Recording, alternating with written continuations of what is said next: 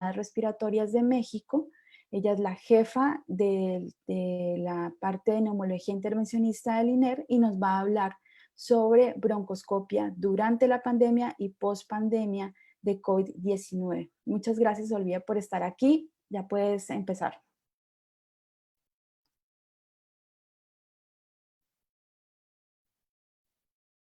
Gracias, Isabel. Muchas gracias a todos. Gracias a la Sociedad Colombiana de Neumología y Cirugía de Tórax por la invitación. Me siento muy honrada.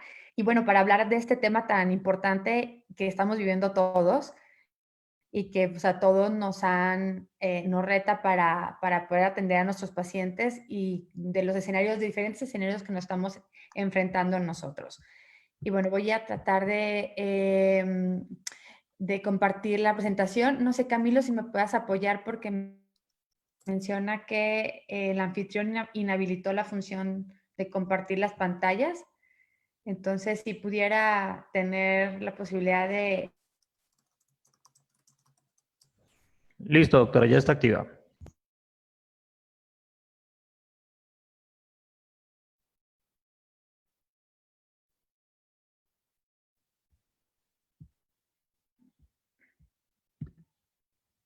Perfecto. Muy bien. Entonces, vamos a hablar acerca de broncoscopía en COVID, ¿no? En toda esta pandemia que estamos viviendo todos nosotros. Obviamente, la importancia de esta plática es para disminuir el contagio a tanto pacientes como personal. Eso es algo que tenemos como prioridad nosotros como médicos y que principalmente estamos haciendo y atendiendo a estos pacientes. También establecer un plan de trabajo en los pacientes de COVID, porque es una pandemia emergente, es una pandemia nueva, que a pesar de que nosotros tenemos algunas experiencias previas, por ejemplo, en el virus de la influenza, en México, lo vivimos en el 2009, en el INER también se reconvirtió como hospital que atendía pacientes con virus de la influenza, pero este es un virus emergente que tiene sus peculiaridades y principalmente que estamos todos aprendiendo sobre el virus. Y otra parte importante que menciono es la parte de optimizar todos los recursos. ¿Por qué? Porque en algún punto se pueden acabar o en algún punto no podemos nosotros entrar sin un equipo de protección personal. Por eso hay que optimizar los recursos, optimizar la gente que entra. Y ahorita vamos a hablar un poquito en relación a lo recomendado cuando se hace un procedimiento de broncoscopia. Como sabemos, todos los procedimientos que hacemos en broncoscopía son generadores de aerosoles. Y de los que más generan aerosoles y que podemos tener muchísimo más problemas a personal de salud es la broncoscopía y la traqueostomía percutánea cuando se guía con broncoscopía. Y ese es un problema real que estamos viviendo porque en el INER y en México, muchos de personal de salud, ya sea enfermería y médicos, se han contagiado con el virus y muchos desgraciadamente han muerto. Por eso, uno de nuestros principales objetivos, además de atender a un paciente o atender la problemática de un paciente, es cuidar a todo el personal de salud que está atendiendo a los pacientes. No es lo mismo, un procedimiento u otro varía. Es decir, no todos los procedimientos se exponen igual. Hay procedimientos que, dependiendo del tiempo de exposición, dependiendo la aerolización, vamos a tener mucho mayor riesgo. Sabemos que las partículas menores a 5 micras son las que van a llegar al tracto respiratorio inferior y esas son las que se aerolizan en este tipo de procedimientos. Las partículas mayores a 5 micras son las que pudiéramos nosotros tener en un ambiente no hospitalario, ¿no? Por ejemplo, en la calle. Por eso las mascarillas faciales de uso convencional, ¿no? Las mascarillas quirúrgicas convencionales son útiles en un ambiente no hospitalario. Pero si vamos a tener un paciente, ya sea ventilado o con COVID, y que peor aún, tengamos nosotros que hacer un procedimiento que sabemos que es de riesgo, necesitamos ciertos equipos de protección personal, que vamos a hablar un poquito más adelante, que son los indicados para ese tipo de procedimientos. Y bueno, algo muy importante que tenemos que ver es la priorización de los procedimientos. Es decir, nosotros tenemos que ver si son emergentes, urgentes o que en algún momento pudieran esperar hasta el final de la pandemia en algún momento y cuáles realmente tenemos que hacer de inmediato. ¿Por qué? Porque tiene en peligro la vida del paciente. Aquí les pongo uno de los principales indicaciones para procedimientos urgentes, que obviamente si tenemos un paciente con una obstrucción de vía aérea, ¿no? Un tumor importante que tenga una obstrucción, una estenosis que tengamos nosotros que atender de manera urgente, paciente que esté consangrado, con hemoptisis masiva, o que tengan grandes tapones de moco, en fin, una urgencia tenemos nosotros siempre que definirla, porque dependiendo de esto es nuestra atención al paciente. Nosotros tuvimos recientemente una paciente que llegó al INER con una estenosis crítica, una paciente que tiene ya en seguimiento por una prótesis que habíamos puesto, la prótesis de silicona migró y llegó con una estenosis subglótica arriba de la prótesis porque había migrado y tenía COVID. Entonces, obviamente teníamos que hacerle una atención porque se iba a morir de la estenosis, ¿no? Esos son los tipos de pacientes de urgencia que tenemos que tener en consideración en la pandemia, ya sea pacientes COVID o no COVID, ¿no? La otra parte son los procedimientos semiurgentes. ¿Qué procedimientos semiurgentes podemos tener? Por ejemplo, pacientes que tengan cáncer pulmonar, que tengamos que hacerle un procedimiento ya sea de ultrasonido endoscópico o alguna biopsia para el diagnóstico. Y que obviamente, si nos esperamos 3, 4 meses, probablemente la estadificación o el tiempo que nosotros encontremos al paciente va a ser totalmente diferente y el pronóstico va a cambiar. Por eso, a esos pacientes no significa que no tengamos que atenderlos. Los vamos a atender y debe de ser en un plazo mediático. Y es importante, todo esto tiene que estar, obviamente, elegido por el criterio médico. Es muy importante adaptarlos a la epidemiología local que estamos viviendo. Por ejemplo, en México, en este momento, estamos en un estado crítico, tenemos alta ocupación en los hospitales, y además estamos en una etapa de contagios elevados. Por eso, obviamente, si se está reconvirtiendo el hospital o la región y se encuentran en una etapa en la cual se están disminuyendo los contagios, se pueden reabrir los hospitales, se pueden reconvertir de hospitales COVID a no COVID, todo eso tenemos que considerarlo para toma de decisiones. Pero hay pacientes que independientemente de la situación local que se encuentre, necesitamos darle una atención.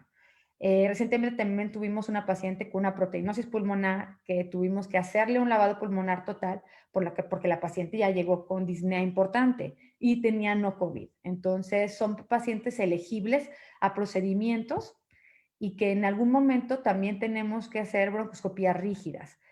Obviamente la broncoscopía rígida está contraindicada relativamente en la pandemia en COVID, pero si tenemos que poner una prótesis, tenemos que hacer una resección, tenemos que hacer una criobiopsia y es mandatorio hacer la broncoscopía rígida, pues tenemos que hacerla. Obviamente con todas las precauciones debidas y con todo la evaluación del paciente previamente para, como siempre, como les mencioné, uno de los puntos más importantes es ayudar a que el equipo de salud no se infecte. Porque si el equipo de protección de salud se infecta, es el equipo más valioso que tenemos nosotros o que somos nosotros para atender la pandemia. O es la primera línea de ataque al virus. Obviamente tenemos pacientes que tengan alguna inmunosupresión también, como pacientes de VIH o pacientes que se sometieron a un trasplante, que también requieren una broncoscopia porque probablemente tengan un agente etiológico que no sea COVID, ¿no? Que lleguen pacientes con VIH, con lesiones pulmonares bilaterales, que probablemente no sea COVID y tengamos que hacerle una detección de una micobacteria o una coinfección o micobacterias con neumocistis y que requiere un procedimiento de broncoscopia para toma de decisiones y que sí va a impactar en el diagnóstico y en el pronóstico del paciente, ¿no? En la toma de decisiones es muy importante valorar si el procedimiento que voy a hacer va a impactar tanto en la vida del paciente y segundo, en que realmente vaya a dar un cambio en la terapéutica que yo le voy a dar al paciente. Y claro que hay otros procedimientos que pueden esperar. Si vamos a hacer una termoplastia, puede esperar. Si vamos a hacer un procedimiento de reducción de volumen, también puede esperar. Un paciente que esté estable con una enfermedad pulmonar idiopática, también puede esperar el procedimiento de criobiopsias o algún procedimiento que tengamos que hacer, ¿no? La evaluación de traqueobroncomalacia son procedimientos que son elegibles y que podemos nosotros retrasarlos hasta que estemos en un ambiente mucho más seguro para los pacientes. ¿Cuál es el protocolo que tenemos nosotros y que está reportado para tener y atender pacientes ambulatorios que no tengan COVID, ¿no? Y que tengamos nosotros que hacer un procedimiento broncoscópico a un paciente que necesite una atención? Obviamente tener unas dos pruebas de hisopado nasofaringio negativas, eso es lo que se recomienda. ¿Por qué? Porque incrementamos la posibilidad de un diagnóstico real y certero de un COVID negativo. Que el paciente no tenga síntomas, que no tenga fiebre, que no tenga lesiones pulmonares sugestivas de COVID, que obviamente no haya estado en contacto reciente con un paciente con sospecha de COVID. Y de ser positivo, y de ser posible, obviamente esto va en el entorno médico, en el entorno hospitalario donde se está viendo, y si el médico decide que se puede esperar o diferir el procedimiento, es mandatorio o es sugerible que se retrase el procedimiento. Y como les mencioné en el inicio, tenemos que considerar siempre la prevalencia de cada hospital, de cada país, de cada región para toma de decisiones. Pero nosotros lo que estamos haciendo para hacer procedimientos en pacientes no COVID que requieren una atención de urgencia o semiurgente es que todos los pacientes llegan con un hisopado negativo y obviamente dependiendo de las lesiones pulmonares hacemos o no hacemos tomografías. Solamente si un paciente que ya tiene lesiones múltiples o por ejemplo la paciente que les mencionaba que tiene proteinosis, pues en esos casos no es necesario hacer una tomografía porque realmente la tomografía no nos va a ayudar más en decidir o no un procedimiento, pero sí un hisopado. Entonces, entramos a un procedimiento que la mayoría de los procedimientos urgentes que estoy haciendo, que los estoy haciendo en otro hospital porque sabemos que el INER es un hospital que se reconvirtió todo para atención a pacientes COVID, entonces se cerraron áreas de atención. Una de ellas fue la unidad de intervencionismo en donde yo dirijo esa unidad. Entonces, buscamos las maneras, las vías para poder seguir atendiendo pacientes porque tenemos pacientes en seguimiento con prótesis, con estenosis, que nos llegan con grandes tumores endoluminales o que pueden ser elegibles a un procedimiento de diagnóstico, como les mencionaba, o estadificación, que sí vaya a impactar en el pronóstico y el tratamiento del paciente. Nosotros tuvimos que ver la manera en que íbamos a tener vías alternativas para poder atender a estos pacientes. Y lo que hicimos es ir a un hospital amigo, que es el Instituto Nacional de Cancerología, que hicimos un acuerdo interinstitucional que nos dieron la oportunidad de atender ahí a los pacientes. Y como el hospital, el INCAN es un hospital no COVID, que es hospital principalmente de cáncer, estamos nosotros hisopando pacientes previamente y haciéndoles TAC a los pacientes que vamos a tener un impacto importante haciendo una tomografía y obviamente que no tengan síntomas y entramos con esa evaluación previa del paciente porque todos los pacientes que entran estamos haciendo broncoscopía rígida. Sabemos que si una broncoscopía convencional es un alto riesgo de aerolización al personal de salud, una broncoscopía rígida pues, con mayor razón, porque estamos aerolizando muchísimo más. Entonces, da un poco más de tranquilidad el que el paciente entre con todo este protocolo de seguimiento y de evaluación previa al procedimiento. Y bueno, si vamos a hacer un procedimiento, un paciente que tuvo COVID, todavía no sabemos en qué momento es el idóneo para poder hacer un procedimiento posterior a la infección. Aquí en este artículo sugieren hacerlo después de 30 días de no tener síntomas. Entonces, obviamente es arbitrario. Como les menciono, muchas de las recomendaciones que están saliendo en publicaciones recientes se están basando o nos estamos basando en lo que se tiene de antecedentes, por ejemplo, de la virus de la influenza, del MERS, del SARS. Entonces, por eso es un poco arbitrario pensar que después de 30 días o de un mes podemos hacer un procedimiento. ¿Por qué es arbitrario? Porque sabemos que muchos de los pacientes, de hecho, que egresamos después de que tener COVID o que estuvieron un mes hospitalizados o intubados por COVID, en este tipo de pacientes todavía pueden presentar muchos hisopados positivos. Entonces, por eso les menciono que es arbitrario pensar que después de un mes, pero es lo sugerido. Obviamente esto va en relación al criterio del médico o del grupo médico que piense hacer un procedimiento después de un paciente con COVID. Ahora, dentro del paciente de COVID, ¿cuándo vamos a hacer o cuándo no vamos a hacer un procedimiento de broncoscopia, ¿no? Obviamente, nosotros hacemos hisopados, que son los más indicados, previo a cualquier otro tipo de procedimiento diagnóstico en un paciente de COVID. La broncoscopia para diagnóstico en un paciente de COVID está relativamente contraindicada. Y vamos a lo mismo, si es un paciente con alta sospecha de COVID, que tiene síntomas, que tiene una tomografía sugestiva, hacemos un hisopado, el hisopado es negativo, estaría muy a criterio del médico si hacen o no una broncoscopía, porque en determinado momento, aunque el rendimiento de diagnóstico de lavado bronquiolo alveolar en pacientes de COVID es alto para el diagnóstico de COVID, tendríamos que ver si en algún momento, aún con un lavado bronquiolo alveolar, saliera negativo, nosotros haríamos el procedimiento. ¿Cambiaría o no cambiaría nuestra terapéutica?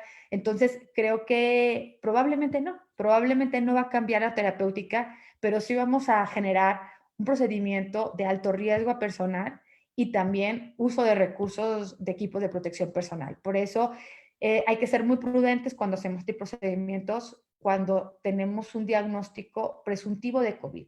Probablemente sería lo más prudente dejar un paciente con un diagnóstico presuntivo de COVID, con un hisopado negativo, y tratarlo como un paciente de COVID. Y más teniendo en cuenta que hasta el momento no hay una terapéutica aprobada, no faltan estudios clínicos para el tratamiento de los pacientes con SARS-CoV-2. Por eso está relativamente contraindicada si hablamos de diagnóstico en un paciente de COVID. No se recomienda el esputo inducido.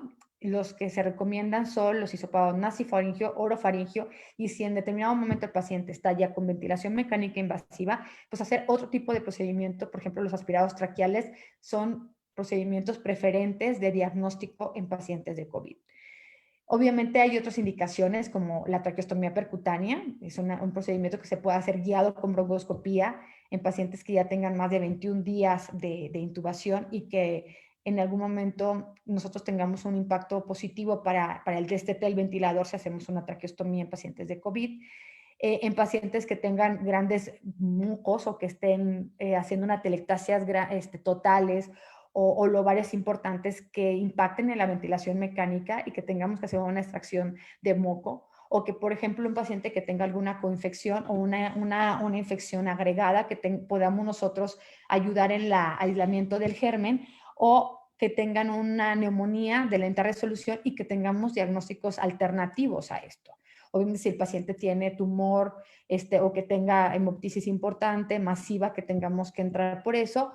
Y también otro de los diagnósticos que les mencionaba al inicio, en la parte de los diagnósticos de indicaciones emergentes, tumores endobronquiales grandes, hemoptisis, en fin, algo que ponga en peligro la vida, estenosis, que son procedimientos que tengan que hacerse independientemente si tiene o no tiene COVID.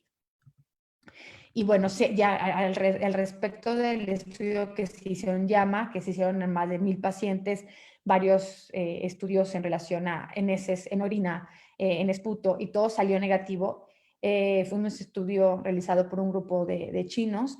En 15 pacientes hicieron broncoscopia, 14 salieron positivos y la sensibilidad del lavado bronquiolo alveolar es alta, pues del 93%, y bueno, es esperable que sea más alta cuando se compara con otros métodos de diagnóstico, como son los hisopados nasofaringios u orofaringios. Aquí, como menciona la tabla, los hisopados nasofaringios o los orofaringios, el primero es de 63% de sensibilidad y el otro es 32%. Por eso, la recomendación de ser posible de hacer 2 hisopados para incrementar esa sensibilidad. Obviamente, esto va se toma en cuenta la parte de los recursos, ¿no? Si el paciente no lo puede pagar, si es muy complejo hacer dos hisopados, entonces se haría un hisopado. Pero la recomendación de hacer 2 hisopados es para incrementar un poco más todavía el rendimiento diagnóstico de estas 2 pruebas.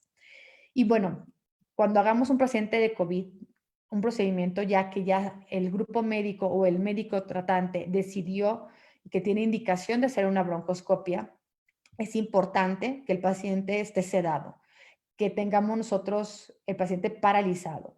¿Por qué? Porque al tener esto evitamos que el paciente tosa y aerolice. Entonces, la recomendación es que esté sedado y con bloqueo neuromuscular.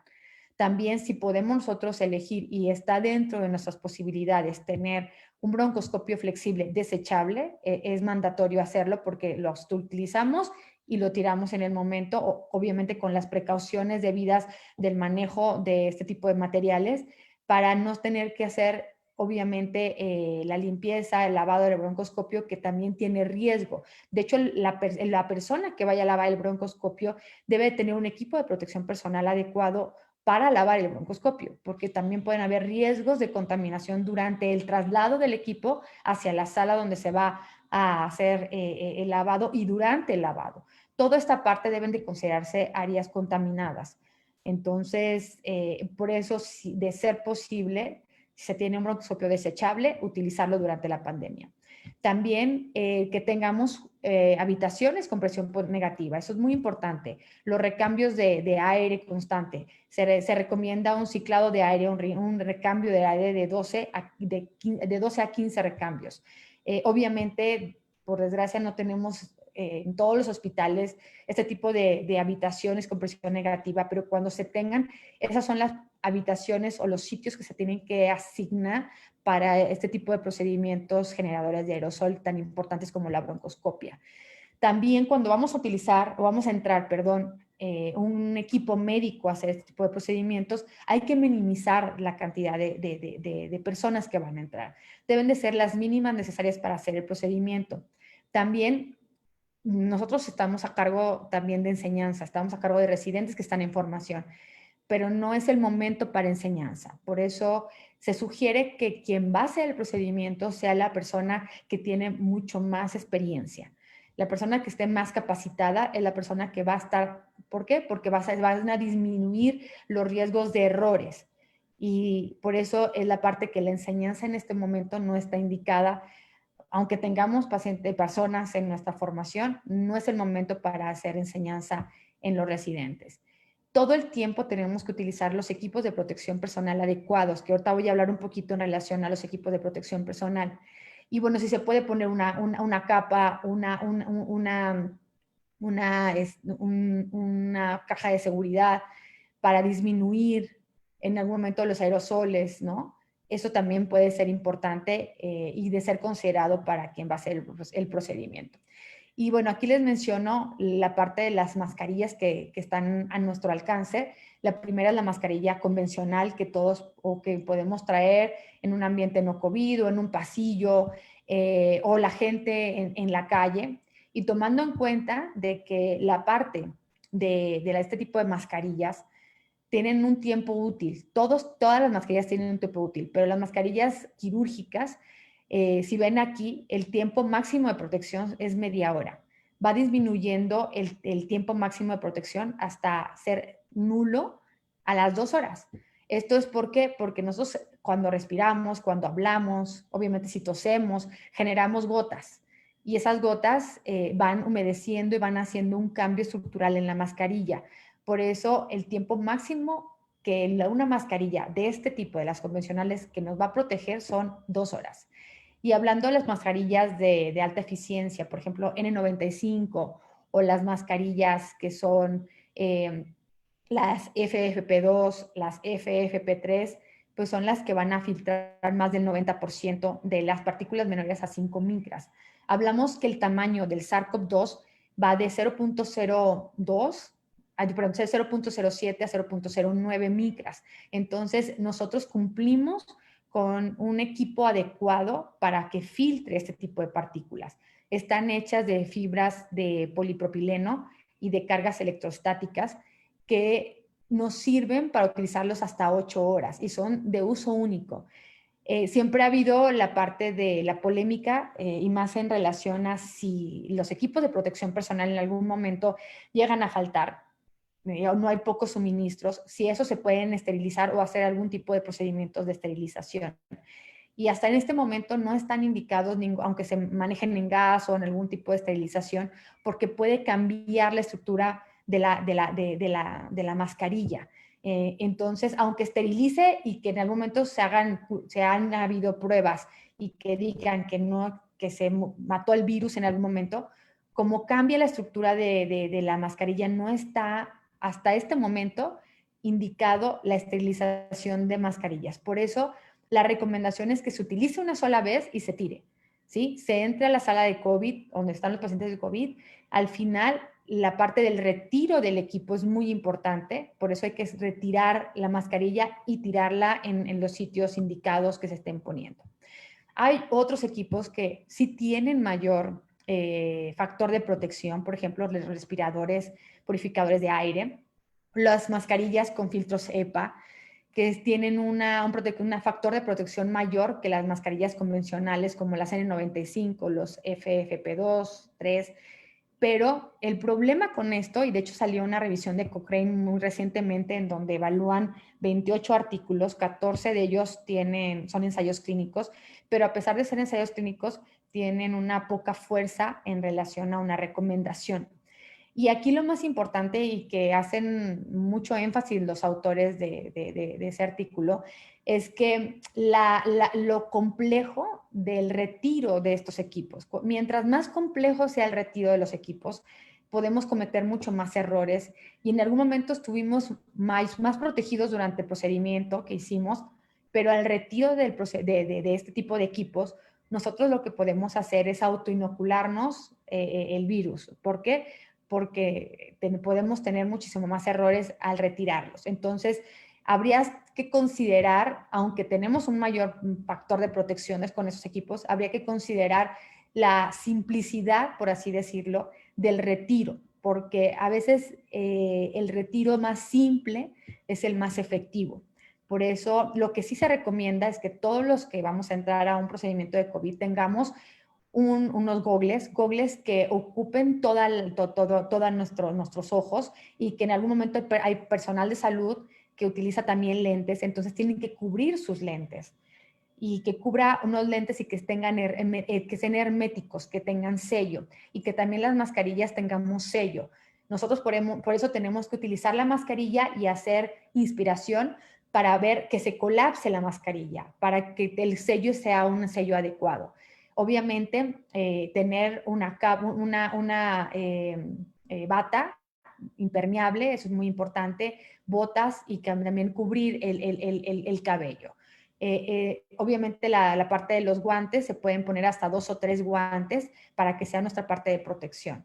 Y la parte del retiro del equipo debe de ser muy sistematizada y ya está documentado que si hay un observador diciendo cómo se van retirando los equipos y cómo se va haciendo el aseo de las manos entre retiro y retiro del equipo, eso incrementa la seguridad del personal para no contagiarse cuando vamos a retirarnos el equipo de protección personal.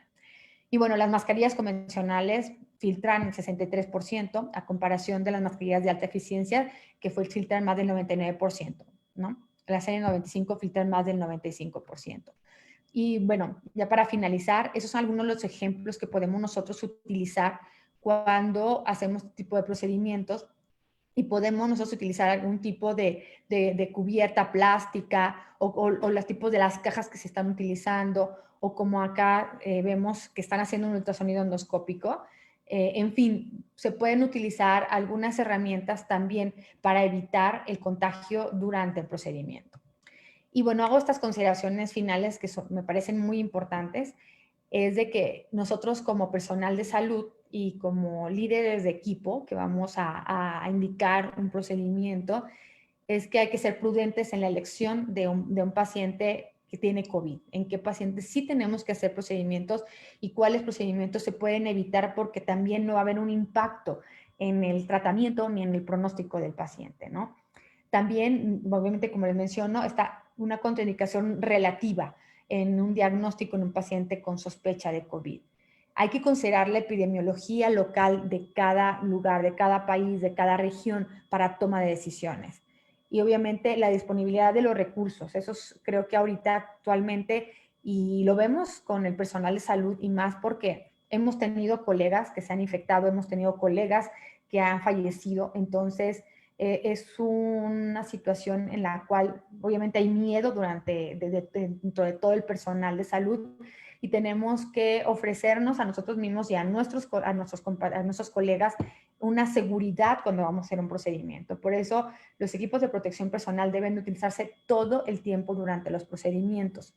Y como les mencionaba, debe hacerse de la manera más óptima y por el personal más entrenado durante el procedimiento. Finalizo diciendo que es una pandemia emergente, que todavía tenemos mucho que aprender de la pandemia, que estamos haciendo estudios a nivel mundial, todos los países, para conocer más y para que en algún momento tengamos un tratamiento efectivo. Y pues ahorita tenemos enfrente varios desafíos que solventar de esta pandemia, de este COVID. Y pues bueno, muchas gracias, aquí termino y estoy atenta a los comentarios que ustedes tengan, preguntas en que podamos nosotros resolver y pues van a haber muchas que van a quedar todavía sin resolver porque por la parte emergente que estamos viviendo. Gracias. Olivia, muchísimas gracias por la presentación. En realidad es la situación pues, que estamos viviendo todos. Las dudas son enormes todavía porque en realidad todos estamos aprendiendo todavía de COVID en todas partes. Entonces aquí ya tenemos algunas preguntas. Quienes tengan preguntas las pueden poner a través del chat o a través del punto de preguntas y respuestas. Bueno, entonces voy a empezar con algunas preguntas que han colocado por el chat. Una de las preguntas que ponen es si no es un poco exagerado el hacer tomografía a los pacientes como parte del tamizaje. Eso depende. Por ejemplo, obviamente la parte de los costos es muy importante considerarlos, ¿no? Si es un paciente que ya tiene lesiones pulmonares, como les mencionaba, en un paciente con proteinosis, no es necesario hacer una tomografía, ¿no? Pero nosotros lo hacemos en pacientes que sabemos de antemano que tenían un pulmón normal, que por ejemplo tenían una estenosis localizada y el pulmón está normal, les hacemos a ese tipo de pacientes tomografía. Claro está que está mucho en la relación, en la decisión del médico, qué tanto le va a cambiar hacer o no hacer una tomografía. Si para él es importante hacer una tomografía, entonces que se haga una tomografía como parte del estudio del paciente. Si no le va a cambiar en ningún momento la decisión de hacer o no hacer el procedimiento, creo que ahí estaría bien no hacer la tomografía. Está mucho en relación a la decisión del paciente, del criterio, del médico, ¿no? Nosotros lo hacemos no a todos, pero está en una parte de consideración hacer tomografías en pacientes que el médico considere que sí va a ser importante hacer una tomografía y que sí va a tener un impacto en su decisión o en su pronóstico del paciente, ¿no? Entonces, es exagerado en pacientes que no está indicado hacer una tomografía, pero en pacientes que sí sabemos que puede hacer un impacto o algo importante hacerla, pienso que hay que considerar hacer tomografías en pacientes que vamos a someter y que no COVID, obviamente. En un paciente COVID, pues vamos a saber que tiene afectación pulmonar. En esos pacientes, obviamente, una decisión de una tomografía pues queda fuera, ¿no? También preguntan por aquí si en estos pacientes no COVID que vas a hacer una broncoscopia por cualquier otra situación y que no tiene sospecha de COVID, si valdría la pena hacerles PCR en el lavado broncoalveolar. Bueno, ya después de hacer el procedimiento... En la paciente que hiciste por, no sé, tuberculosis, sí. Claro. Nosotros no lo estamos haciendo de manera rutinaria. O sea, si el paciente llega con una indicación de broncoscopia, no tiene síntomas, no tiene fiebre, tiene un hisopado negativo, y nosotros lo estamos haciendo por algo que no es COVID, o sea, no tiene sospecha de COVID, lo estamos haciendo probablemente por un cáncer pulmonar, por una biopsia por cáncer pulmonar, no lo estamos haciendo de manera rutinaria. A menos que el médico, por ejemplo, le llegue un paciente y que en algún momento él quiera descartarle COVID, Entonces, en ese momento se puede hacer COVID, pero no lo estamos haciendo a los pacientes que no COVID, que están ingresando por una patología, obviamente, que peligra su vida o que en algún momento podemos tener nosotros un impacto en el diagnóstico o en el tratamiento, que no sea COVID. A esos pacientes no les estamos haciendo en el lavado PCR para SARS-CoV-2, a menos que en algún punto tengamos un paciente que tengamos una sospecha agregada que el hisopado no nos haya resuelto que tenga o no tenga COVID. Creo que en esos casos probablemente pudiera ser importante durante el procedimiento mandar muestras para PCR, ¿no? Pero serían casos seleccionados que aún con el protocolo previo, ¿no? de elección de pacientes no COVID para este tipo de procedimientos, nosotros queramos hacer un procedimiento para descartar la infección, pero no en una forma sistemática a todos los pacientes, no lo estamos haciendo. Pero bueno, esto se queda en relación al criterio médico. Y relacionado también con las pruebas previas a una broncoscopia, ¿qué opinión te merecen las pruebas serológicas, hacer IgG, IgM antes de la broncoscopia? No la estamos haciendo. O con. Exacto. No está, porque en este punto más bien se están haciendo pruebas serológicas mucho a personal de salud, ¿no? Para que en algún momento sepamos pues cuál personal de salud ya tiene anticuerpos y pudiéramos tener una disminución del estrés más bien que pudiera tener una persona que diga, bueno, yo ya tengo anticuerpos y ya no me voy a someter a un estrés constante porque en nuestro ambiente médico, dentro de enfermería, dentro de médicos, es más, aún así técnicos, se tiene un pánico para atender a estos pacientes, por lo que mencionaba de que ya tenemos colegas que han fallecido. Pero en un paciente que en algún momento no tiene síntomas, llega para hacer un procedimiento que no es para COVID, la PCR negativa, nosotros no estamos haciendo IgG para valorar si estuvo o no estuvo expuesto al virus. Porque también vamos a lo mismo, es la optimización de los recursos. ¿Para qué voy a hacer un procedimiento de IgG o un procedimiento de anticuerpos? Lo que quiero saber es si el paciente o la persona estuvo o no expuesta al virus, ¿no? Pero eso más bien va en relación a si voy a reabrir ciertas cosas en la parte de reabrir economías, por ejemplo, una empresa, ¿no? Que vaya a querer abrir su empresa y quiera saber cuáles de sus empleados ya estuvieron expuestos al virus y para cuál van a estar mucho más seguros, por así decirlo. Yo lo vería más bien de ese lado. ¿Qué personas pueden estar ya en un ambiente laboral, ¿no? Y que es importante valorar si ya estuvieron expuestos al virus y que puedan iniciar sus actividades laborales. Más bien en ese punto, más que en la parte de elegir si voy a hacer o no voy a hacer un procedimiento en un paciente. Y el otro asunto es que las pruebas serológicas, pues ya conocemos la cantidad de falsos positivos que se pueden presentar, ¿no? También, por supuesto. Sí, respecto también por aquí hace pregunta también sobre el uso de las máscaras elastoméricas y cada cuánto vendría a ser ese recambio de los filtros. ¿Cuál es tu experiencia con las máscaras? Las máscaras de los respiradores, de los que son respiradores de partículas, las que se ponen como escafandras. Espérate, ya te digo. Sí, mascarillas elastoméricas. Estas Se pueden reutilizar.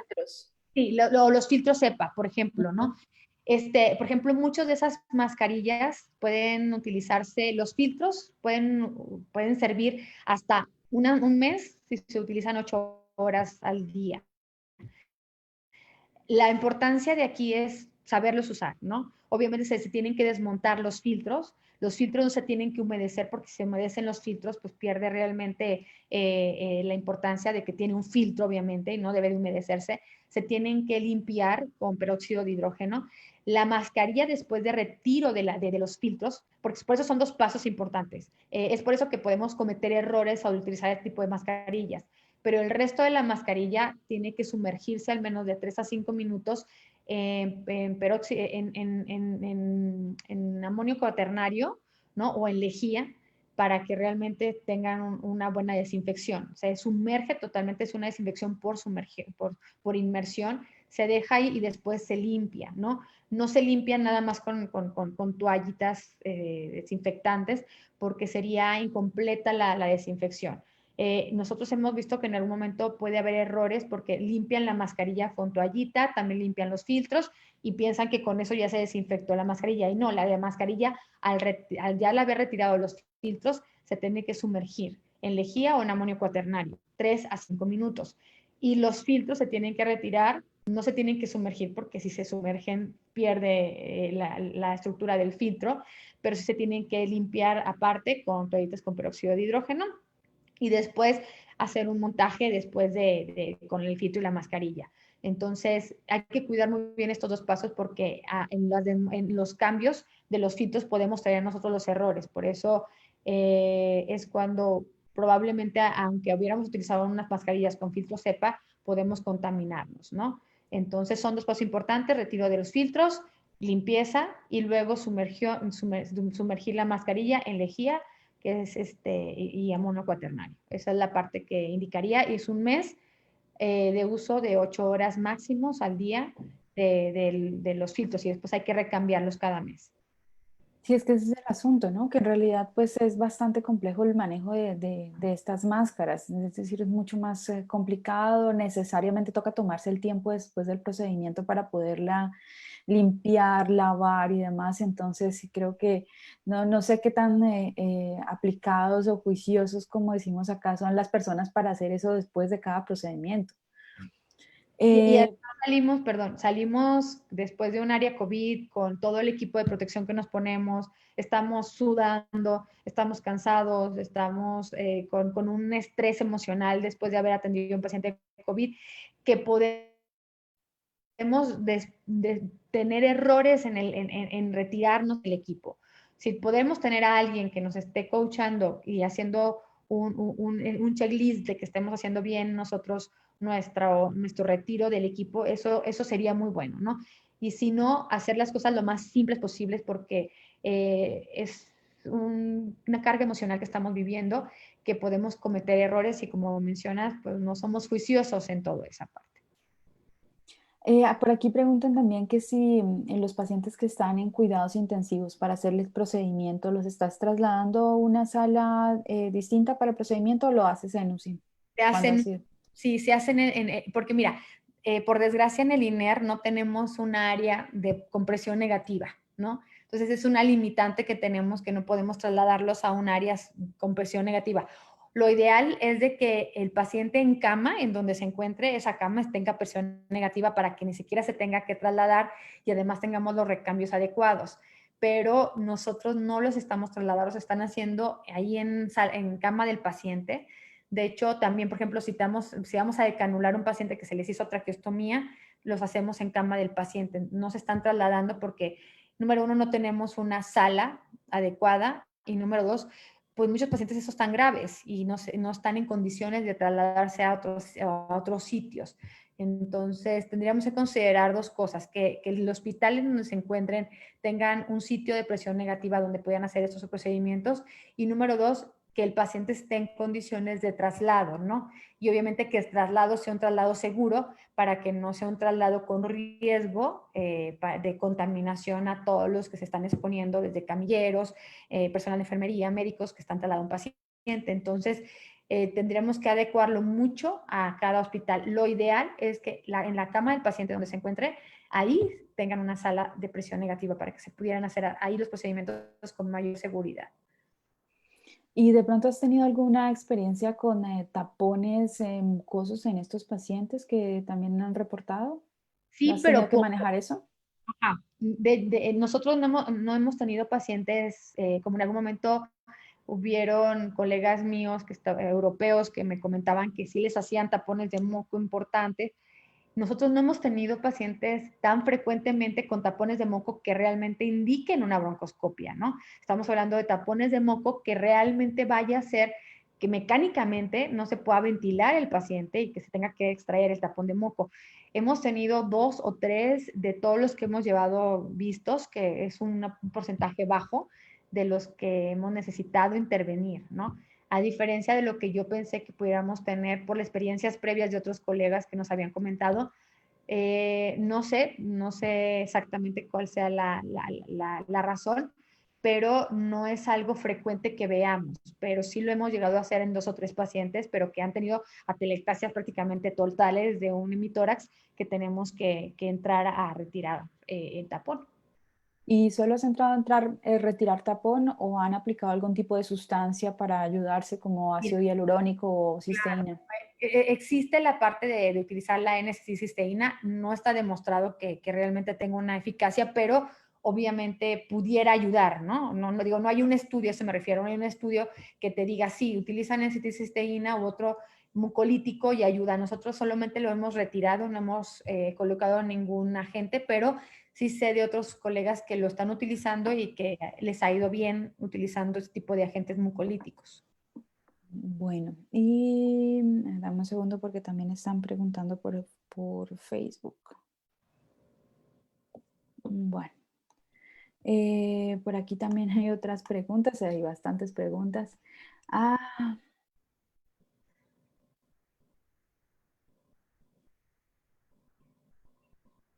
si sabemos que el paciente tuvo COVID hace 3 o 4 semanas, ¿qué conducta realizaría respecto a un procedimiento, digamos, no prioritario? Si estamos hablando de que el paciente tuvo COVID, pero tiene una indicación, por ejemplo, no sé, una adenopatía mediastinal que biopsiar. Sí, por ejemplo, sí, un cáncer, por ejemplo, y tuvo Y sí, COVID, claro. la prueba le Sí, salió positiva hace 3 semanas. claro, claro. Nosotros esperamos aproximadamente de 3 a 4 semanas, cumpliendo los 30 días que se sugieren después de haber tenido COVID. Y sí hemos realizado procedimientos en pacientes que tuvieron COVID, pero tienen una indicación médica para algún tipo de diagnóstico alternativo. Entonces, 3 a 4 semanas pudiera ser prudente, ¿no? En algún momento pudiera ser considerable hacerle un nuevo hisopado después de haber egresado del hospital o después de haber resuelto sus síntomas previo al procedimiento. Pero les haces prueba PCR a estos pacientes que tuvieron COVID hace 3 o 4 semanas, ¿le haces Sí, una prueba previo al PCR procedimiento. antes de realizar el procedimiento?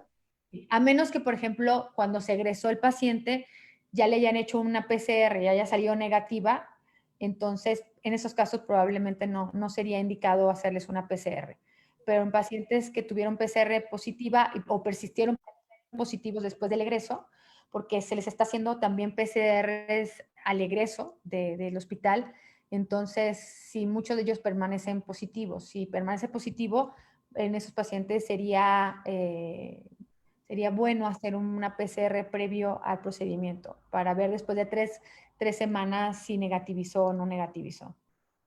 Y desde el punto de vista médico-legal, ¿han tenido algún inconveniente o han considerado el asunto este de que se haga un retraso en la realización del procedimiento porque tuvo una prueba positiva? Pues hasta ahorita no, porque los pacientes que han necesitado un procedimiento de urgencia se han hecho. Es decir, no se ha retrasado la atención hasta en este momento, ¿no? Porque pudimos tener una vía alternativa para poder atenderlos. Pero obviamente siempre existe la parte médico-legal, por eso las indicaciones deben de estar muy bien indicadas, para que hace la redundancia, y si el paciente lo necesita, pues se tiene que hacer independientemente del entorno COVID, ¿no? ¿Por qué? Porque peligre su vida, ¿no? Entonces esa es la parte médico-legal que pudiéramos nosotros pues considerar previamente. Bueno, el paciente se pudo haber muerto si no le hacemos el procedimiento, o era un procedimiento electivo que pudiera esperar sin haber tenido una repercusión en el pronóstico del paciente o en la elección de tratamiento.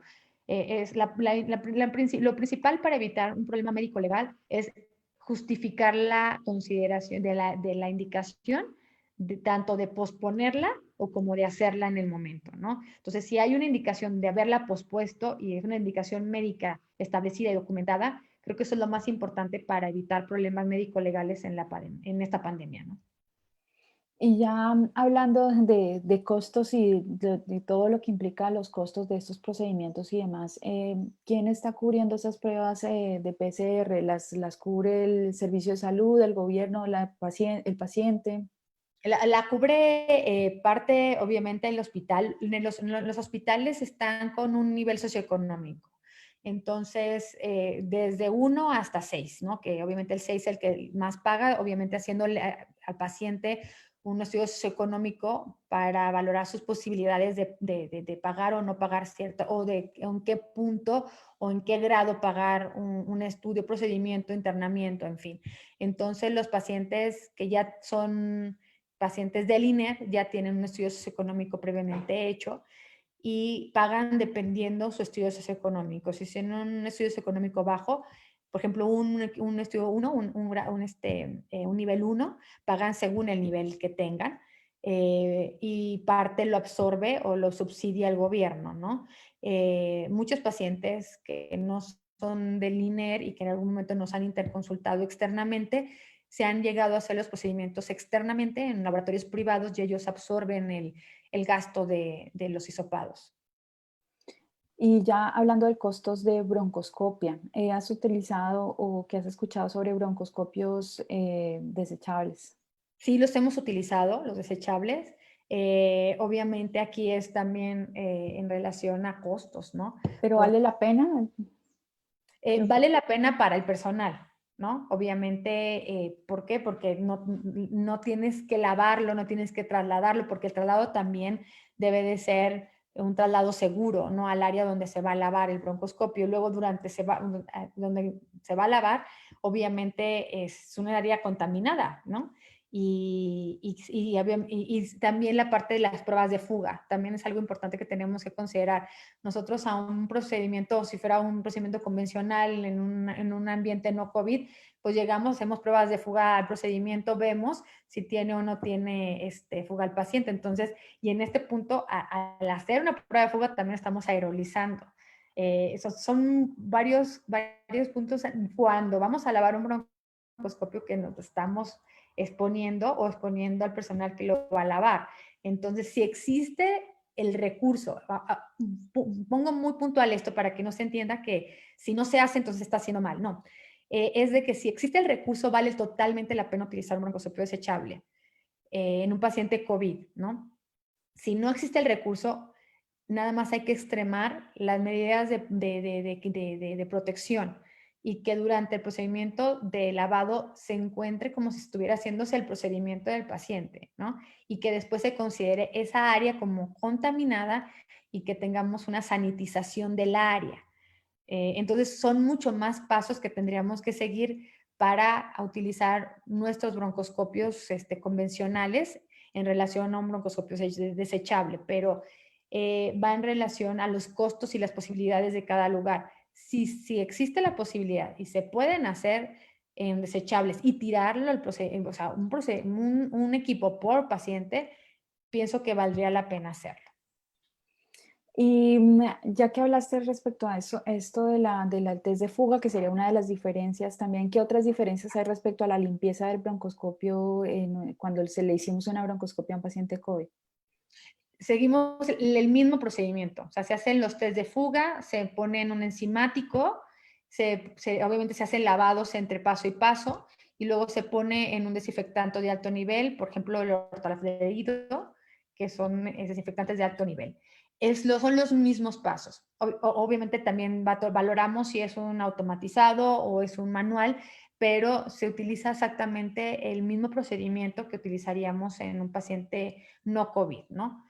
Aquí obviamente nada más es la consideración de la aerolización que vamos a estar expuestos, que cuando laváramos un broncoscopio en un escenario no COVID, pues no tendríamos tanta preocupación de que el área se queda y seguimos volviendo a meter ahí otro broncoscopio y otro broncoscopio y otro broncoscopio, pero sabemos que en cada vez que metamos un broncoscopio a lavar, esa área está contaminada. Entonces, pero en relación a los pasos de lavado siguen siendo exactamente los mismos.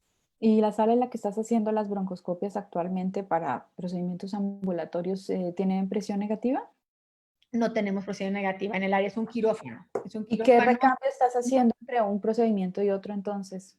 Estamos haciendo pocos pacientes, utilizamos y esperamos, nos sanitizan entre cada paciente y cada paciente, nos esperamos media hora al menos de la sanitización para poder meter a otro paciente. Eso sí lo que estamos haciendo, la sanitización entre pacientes y pacientes para poder intervenirlos, pero no contamos con un área de presión negativa. Lo ideal es que tengamos un área de presión negativa y además se haga una sanitización después de cada procedimiento. Sí, pues yo creo que queda claro entonces que pues en realidad el asunto es que seamos muy cuidadosos, muy precisos de nuestros protocolos, tanto en la vestida como en la desvestida, como también en el manejo de los equipos, mantenerlo simple, pero mantenerlo perfecto. Sí, exactamente, mantenerlo perfecto y supervisado de la manera de ser posible. Claro que sí. Olivia, muchísimas gracias por acompañarnos Pero desde México. Yo sé que esto te tuvo que haber tomado bastante trabajo y tiempo. Gracias por tomarte el tiempo por acompañarnos desde allá y contarnos un poco de la experiencia. A todos, muchísimas gracias por acompañarnos. La conferencia va a quedar grabada en Facebook Live, en Facebook, entonces ahí la van a poder encontrar si quieren recordar algo de la conferencia. Muchísimas gracias a todos por acompañarnos. Gracias, Olivia. gracias, Isabel, por favor, por haberme invitado. Para mí es un gusto, un placer. Gracias a todos y espero haber resuelto alguna de las dudas y bueno, van a quedar muchas otras más en el tintero que en el camino y al final de la pandemia pues vamos a resolverlas y a lo mejor vamos a decir que estábamos haciendo algo erróneo, porque eso es posible, ¿no? Pero hasta ahorita la evidencia que tenemos, pues con lo que podemos contar para poder dar recomendaciones, porque ahorita todo es recomendación, ¿no? Ya después van a haber indicaciones muy puntuales que vamos a tener claro probablemente el siguiente año o hasta en el 2022, en fin, ya vamos a tener claro en esta parte que todavía queda como un área de penumbra que no hemos podido resolver. Muchísimas gracias. Gracias a todos. Hasta luego. Gracias.